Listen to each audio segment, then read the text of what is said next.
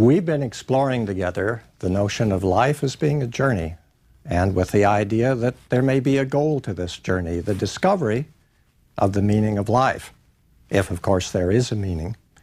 Now, during the Enlightenment period of the 18th century, it came to be understood that if there was any guide at all for this journey, it would have to be reason, and reason alone. Not faith, not tradition, and certainly not superstition. Now, the philosopher Kant, whom we've already looked at a bit, completely agreed that reason would need to be the guide. However, Kant understood reason, in fact, to be severely limited.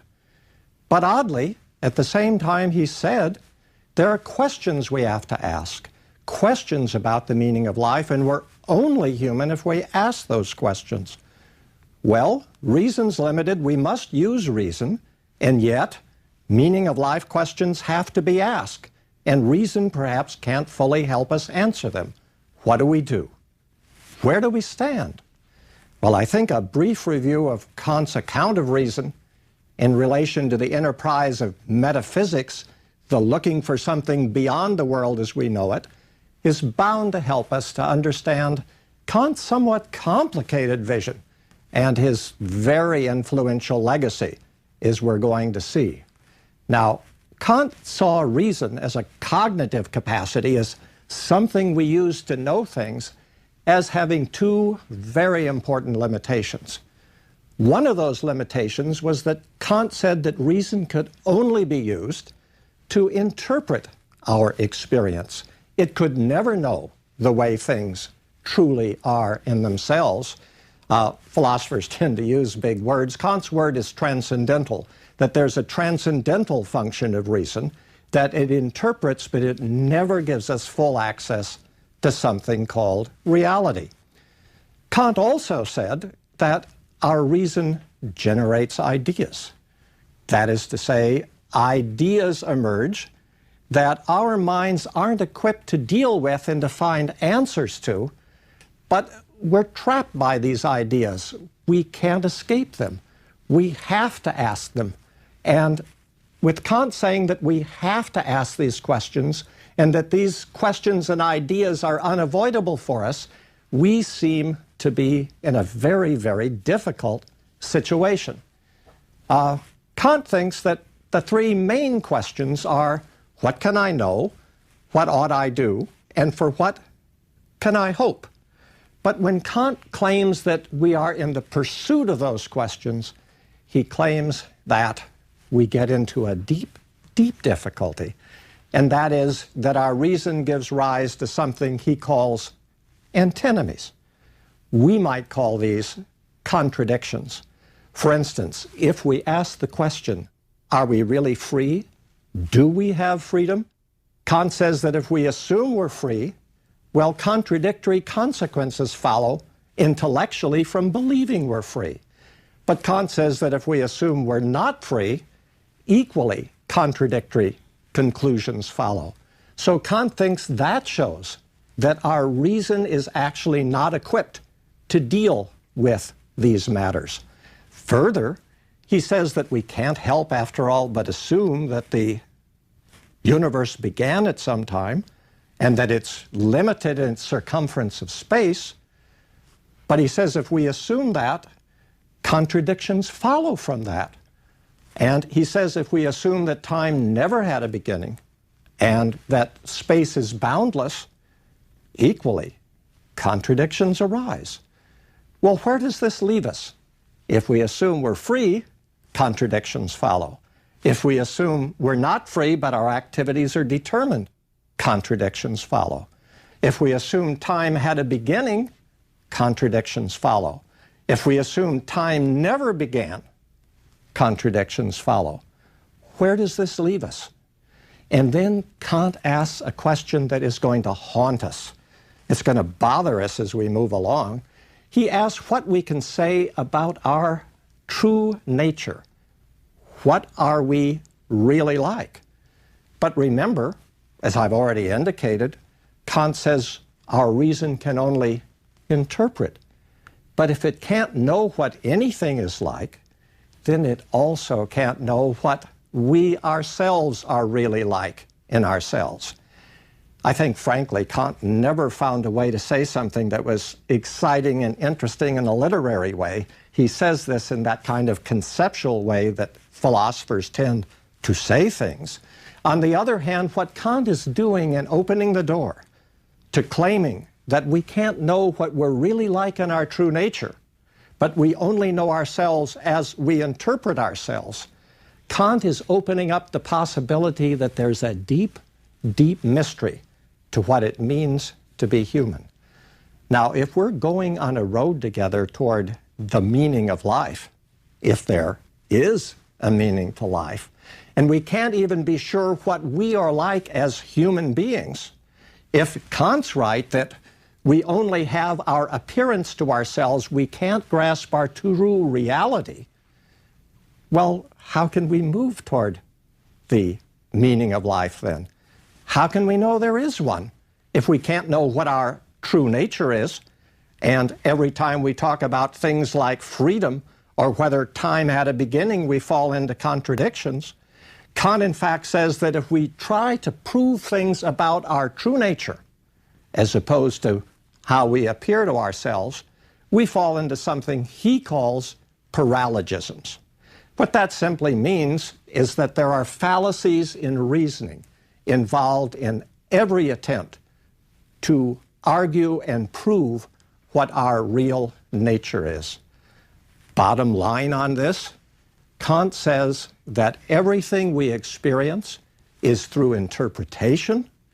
We even interpret our experience of ourselves, and therefore we never know our own true nature, only how we appear to ourselves.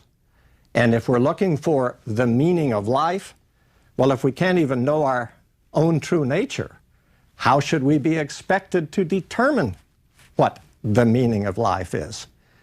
Clearly, we are in great difficulties from the standpoint of Kant's philosophy. And his particular account of reason, which says we must rely on it. It is our sole confident, our sole means of knowing. That account, when he tells us how limited our reason is, creates a kind of collision. What do we do in a situation where we must use our reason? We know it's limited, but we must ask these fundamental questions. Well, this raises huge, huge problems for Kant's successors. Some people have even said that the history of Western philosophy after Kant, at least on the continent of Europe, involves philosophers saying, Kant couldn't be right, but yet he says important things. Actually, that's the way you make a career, in a way, is saying things that are very difficult, very controversial, perhaps even obscure, but if you can get people talking about you, you've got something going. And philosophers talk about Kant even until today. Well, let's consider some of the reflections, the reactions to Kant. For one thing, the question was asked, what was the standpoint from which Kant spoke? After all, what does Kant tell us? Kant says everything we interpret. We even interpret our encounters with ourselves. But if we even interpret our encounter with ourselves, well, then we only have an interpretation. Where does Kant stand when he even says such a thing? Is he above the fray? Does he have a special insight? How does he get to where he gets? What is his standpoint? Further, Kant talks as if our reason is the same in all historical periods. It is the same in all cultures. Is it possible that our reason is culture-bound, that it's history-bound, that our reason may be different in one part of the world than in another? Is it possible that when you really come down to it, that reason changes over history? Critics of Kant looking back say, okay, we use our reason, it makes interpretations, but does it do it the same way all the time, in all cultural settings? Perhaps not. Perhaps Kant's even in some way provincial. Further, Kant has a conflict within his thinking, and it has to do with how he can claim to know what he knows. He says all kinds of things that follow from a set of categories, but the categories that he uses to explain things are categories that arise from a certain use of language. And it turns out to be that if you speak a standard average European language, for instance, the German language, Kant's categories then emerge. But what if you spoke a different language? Would you have different categories? Where does this stand? It's not clear. If you're feeling a confusion, let me tell you, I'm feeling a confusion too. What is Kant's standpoint? And Kant also has a notion of the I, capital I. You say the word I when you say, I think this. I say the word I when I think something. But Kant says this word I doesn't directly connect us with our inner selves. It's a concept we use. It's an important and convenient concept that we use. And in fact, Kant makes a distinction between three things. The concept of I, which we must use, it's part of our language. Our experience of ourselves in terms of categories where we could be objects studied by a physician or by a scientist. And then Kant also says, but underlying all that, there must be our true selves. But by the way, it is in the nature of our reason that we can't know this true self that each of us has or each of us is. Well, this is peculiar. This is the odd sort of thing that happens with these strange people called philosophers. Kant is telling us that we have to ask certain questions. We can't be sure of the source of the questions. We use the word I, but it's a concept we use, and it doesn't give us a pathway to an inner true self. So we are put in a strange kind of position by Kant. What we have in Kant then is how we could be studied objectively by science, but that's an interpretation. We've got the concept of I. We use it all the time. I think this, I want that, but it doesn't give us knowledge of an inner reality. And then we have the notion that there must be a source of ourselves, even though we're unable truly to know it. It's in some sense and must remain a mystery. Well, the notion of imagination is very central to Kant's philosophy. It is an important notion that he introduces, and what we'll need to see is that he doesn't mean the word imagination as we usually understand it. But this notion of imagination that we're now going to look at has extraordinarily important implications for philosophy and for our trip together as we are exploring the journey to what we hope could be construed as the meaning of life. Because Kant says in one of his major works, he says it almost out of the blue. He says that all of our knowing arises from something he calls the power of imagination. And then he says it's a blind but indispensable part of the human soul of which we're scarcely ever aware. We're supposed to use our reason. We are supposed to know, but all knowing, all use of our reason arises from a blind but indispensable something called imagination. And this imagination is something that is the power, the energy that drives our being. This is a central mystery in Kant. Let's consider it further. Let's think about it. You know, there's an old development that lives on in philosophy, and it has to do with the relation between power on the one hand and structure or form on the other. There's a long historical tradition in which anything, even the energy of the universe, could be altogether understood rationally in terms of structure. But there's another view that says there are at least some realities, and usually a candidate for one of these realities is the inner core of the self, that can't be known altogether rationally, that somehow it goes beneath or beyond our rational comprehension. Kant talks about imagination in suggestive and at the same time in problematic, even unfortunate ways. What do you say about the notion that there's an energy or power deeper than our reason, and that that energy or power that's deeper than our reason drives our understanding, and that we can't use our reason to get down to it, to find out its nature? But if we can't, and our knowledge is by means of reason, how does Kant even know there is such a power? As we continue our journey, what we're going to discover is that all kinds of philosophers agree with Kant that there is some blind, indispensable power at the very core of our being.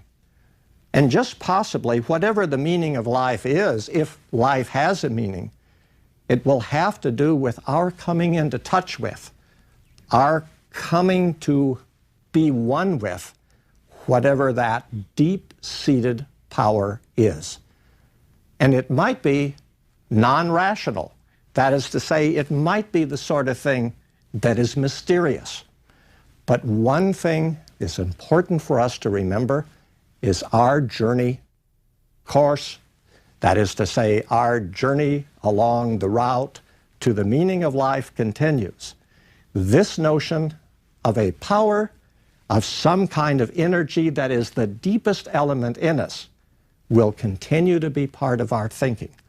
Now, the label that Kant uses is the label imagination.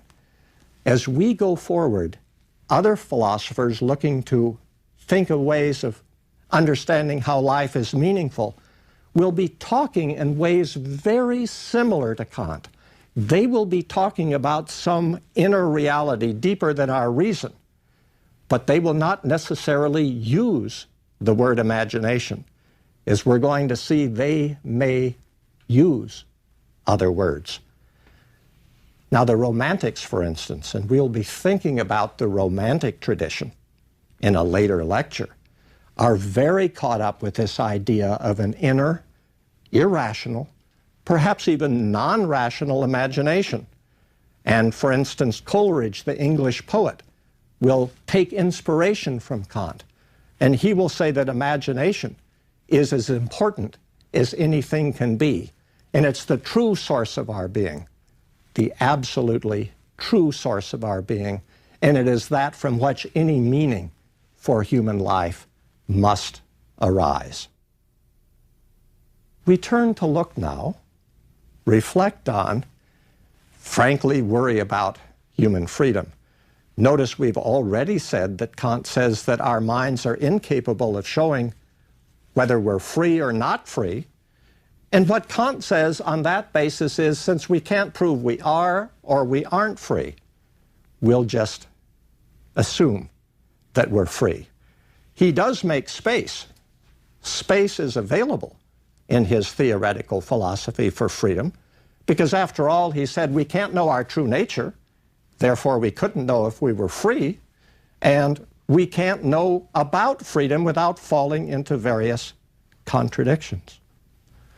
But what Kant does say, and I think is very important to consider, is that he says that we do experience in our lives a fundamental moral predicament. And that moral predicament is that we are constantly in a battle between our sense of duty, and our inclinations, between our rationality and our passions. Kant has something called a deontological stress. It means that one is to be judged, and one must judge oneself in terms of one's motives. That is to say, it's not so important what the consequences of our actions are. What really matters is our motivation. And in fact, he has ways of judging our motives. The battle is duty versus inclination, our reason versus our passion. But how can we know we have the right motives? How can we know that we're doing the right thing? Well, Kant offers two alternatives for evaluating motives.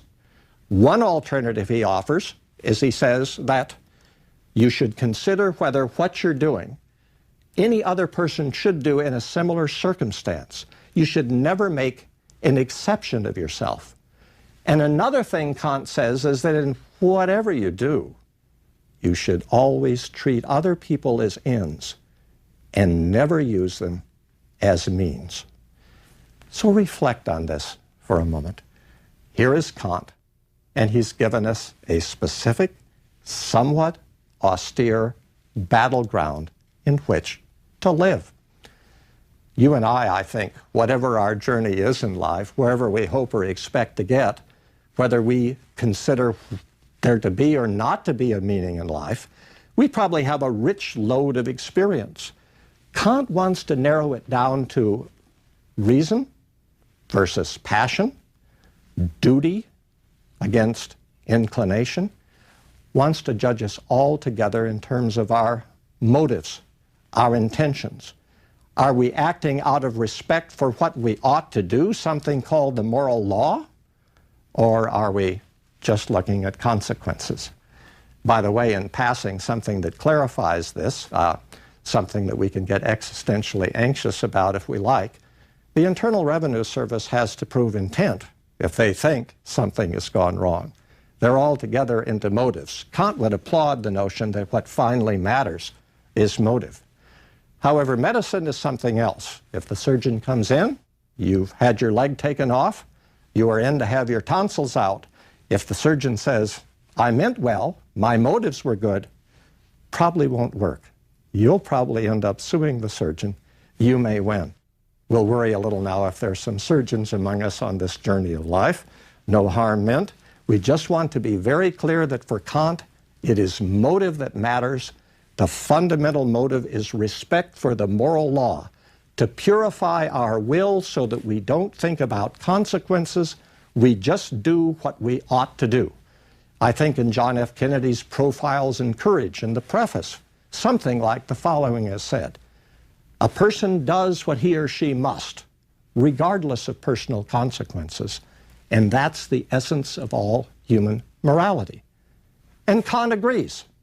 Kant agrees that that's how life ought to be lived. Kant's views on religion are complex, significant. They give us a lot to think about. Kant has the notion of God as an absolutely necessary being. We could think of that as the God of the philosophers. It doesn't sound like a God we would bend our knee to, we would be devoted to, we would worship. Kant has an abstract philosophical notion of an absolutely necessary being. He says that you and I, along the journey of life, can't help but think about whether there is such a being.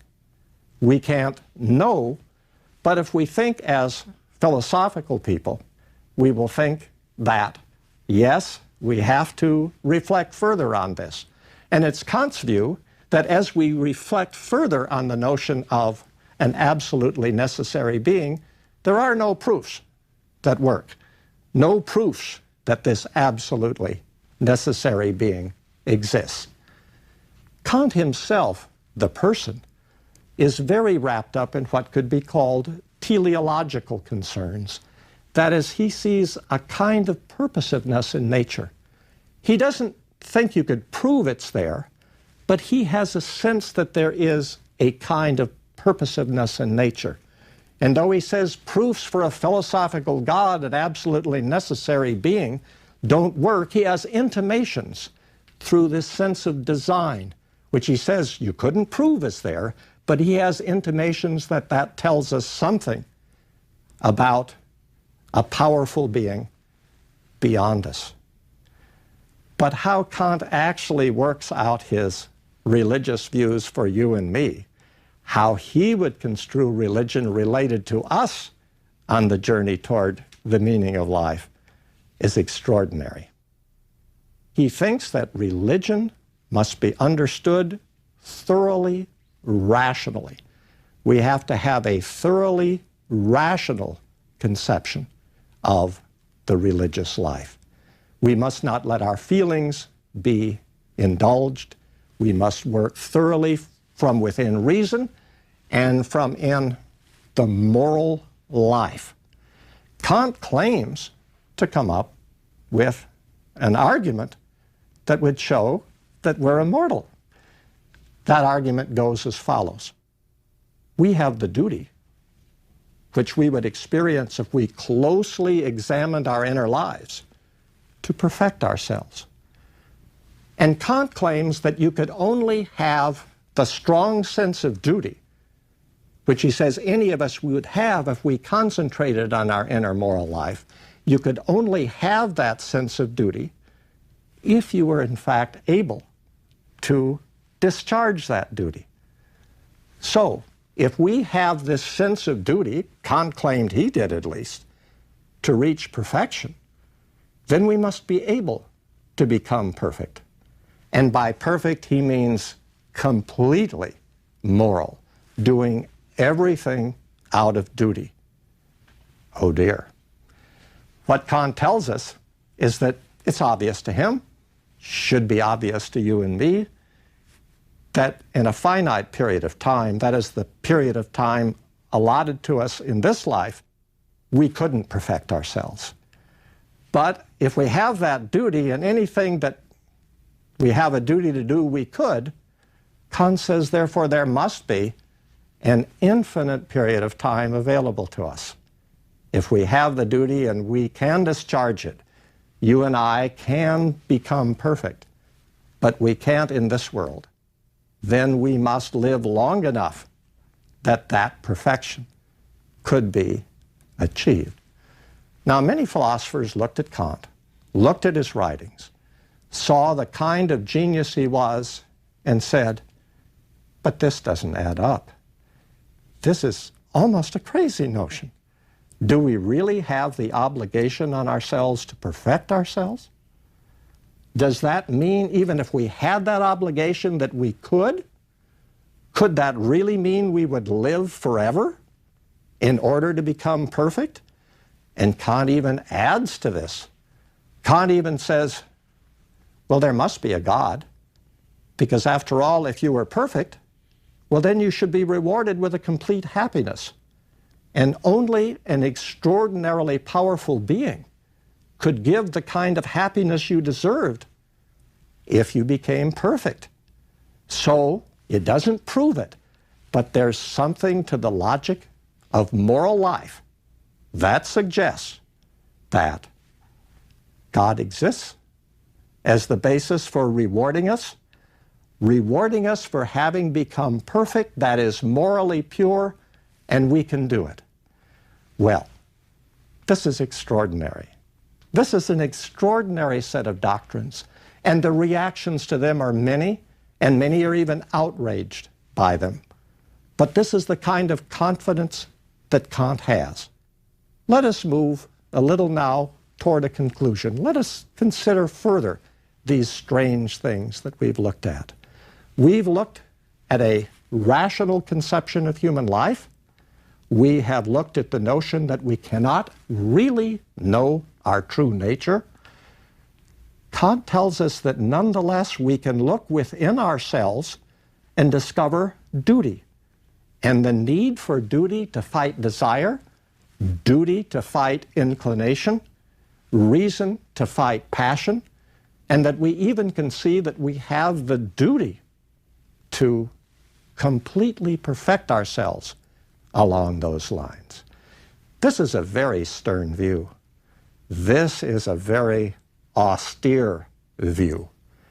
It's a view that puzzles some, it outrages others, but especially its austerity, the notion that reason would be caught up with moral duty and that religion would arise out of a rational conception of moral duty, virtually unhinged, or at least created an immensely strong reaction in a number of philosophers, particularly a group which we now call romantics.